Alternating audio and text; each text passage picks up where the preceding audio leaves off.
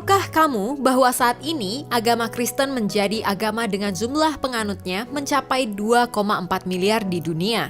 Di Indonesia sendiri ada 70.841 gereja yang menurut data Kementerian Agama Republik Indonesia ada 28 juta lebih orang Kristen di Indonesia. Tapi di masa gereja mula-mula, orang Kristen mengalami penganiayaan hebat, bahkan banyak yang menjadi martir. Bagaimana gereja mula-mula mampu bertumbuh di masa sukar itu, hingga akhirnya berita Injil masuk ke Indonesia? Saksikan fakta Alkitab berikut ini.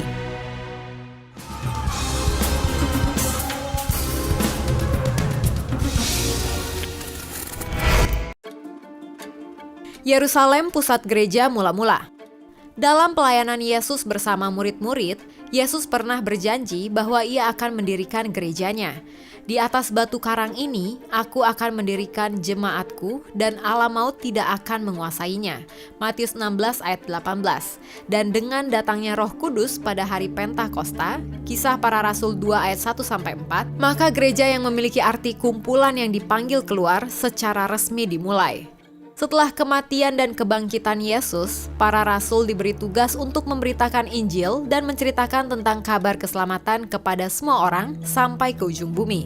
Matius 28 ayat 19-20, Kisah Para Rasul 1 ayat 8. Kota Yerusalem akhirnya menjadi pusat tempat di mana gereja mula-mula dimulai. Sumber sejarah utama mengenai kekristenan di abad pertama adalah Kitab Kisah Para Rasul.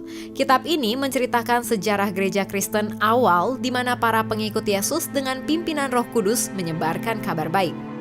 Gereja mula-mula. Kisah 2 ayat 41-47 mencatat cara hidup gereja atau jemaat mula-mula. Orang-orang yang bertobat karena khotbah Petrus kemudian masuk menjadi gereja Kristus.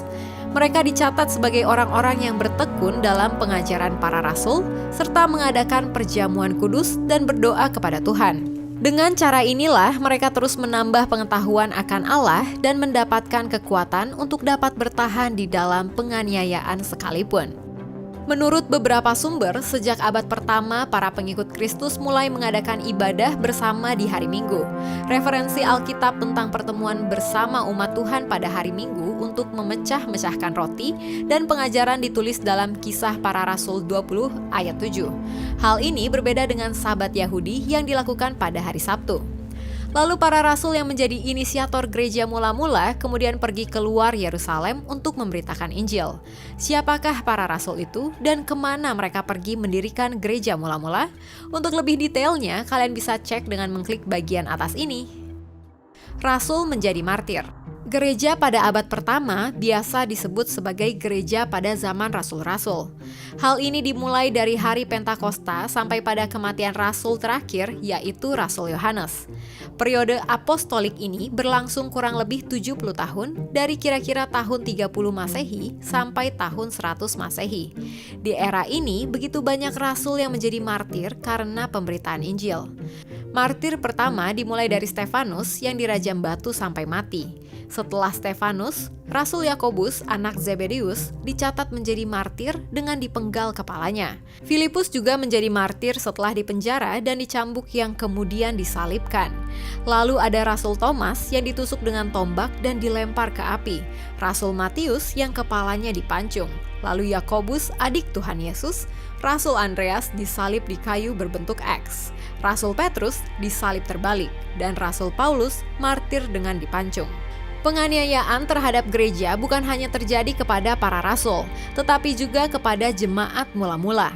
Mulai dari jemaat di Yerusalem yang dicatat Kisah Para Rasul 8 ayat 1 sampai pada penganiayaan yang terjadi di bawah pemerintahan Kaisar Nero.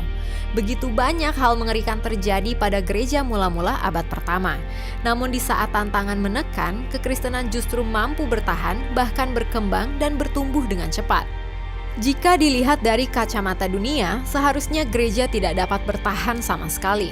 Namun dapat dilihat kembali bahwa Tuhan Yesus sendiri yang mendirikan gerejanya di dunia dan mengatakan bahwa alam maut tidak akan menguasainya. Matius 16 ayat 18. Ini adalah jaminan yang diberikan kepada gerejanya dan dibuktikan kebenarannya di sepanjang sejarah gereja abad pertama. Kekristenan masuk ke Indonesia. Penganiayaan jemaat di Yerusalem di abad pertama membuat jemaat mula-mula tersebar di luar Yerusalem ke daerah Yudea dan Samaria, lalu berkembang di wilayah Helenistik. Sejak abad ke-17, penjelajah-penjelajah dari Eropa menjelajahi seluruh dunia dan pada saat yang bersamaan, mereka juga membawa iman Kristen. Terkadang penduduk asli yang mereka datangi dipaksa menerima iman mereka di bawah ancaman senapan. Tetapi mayoritas pertobatan yang terjadi di luar Eropa adalah berkat jasa-jasa para misionaris tak bernama, baik Kristen maupun Katolik, yang tinggal dan mengajar masyarakat setempat. Di Indonesia sendiri, Injil masuk melalui jalur dagang. Dalam satu buku yang ditulis di Mesir tahun 1050 dan yang mengandung data mengenai gereja-gereja serta biara-biara Kristen di Asia pada zaman itu, dikatakan bahwa di Fansur ada beberapa gedung gereja. Mungkin Fansur itu adalah Barus di pantai barat Sumatera Utara. Mungkin juga ada orang-orang Kristen di Jawa. Dalam abad ke-14, 2 kali seorang misionaris dari barat singgah di Sumatera, tetapi bagaimanapun juga kehadiran orang-orang Kristen dari luar itu tidak meninggalkan bekas di Indonesia. Pada abad ke-16 dan 17, siar Kristen terus masuk ke Indonesia. Pelayanan misi yang dikerjakan misionaris Eropa pun menghasilkan gereja di Nusantara. Bagi kamu yang ingin menyaksikan jejak Kristen pertama di Indonesia, bisa klik di link berikut ini. Saat ini ada puluhan ribu gereja di Indonesia dengan satu Injil yang sama. Mari kembali kepada panggilan kita sebagai gereja milik Kristus yang sudah didirikan di atas dasar batu karang yang teguh, sehingga kita bisa meneruskan mata rantai gereja Tuhan kepada generasi berikutnya. Demikian fakta Alkitab kali ini. Kalau Anda suka dengan video ini, silahkan di-like, share, dan komen fakta Alkitab apa lagi yang ingin kalian ketahui. Pastikan juga kamu sudah subscribe dan mengaktifkan tombol lonceng untuk notifikasi video-video terbaru dari Jawaban Channel. Bagi Anda yang ingin memberkati orang lain, Anda bisa mewujudkannya dengan cara mendukung Jawaban untuk terus bisa memberitakan kabar baik di Indonesia dengan berdonasi melalui link ini atau hubungi kami melalui WhatsApp di 0818 0803 9229. Terus saksikan Fakta Alkitab. God bless you!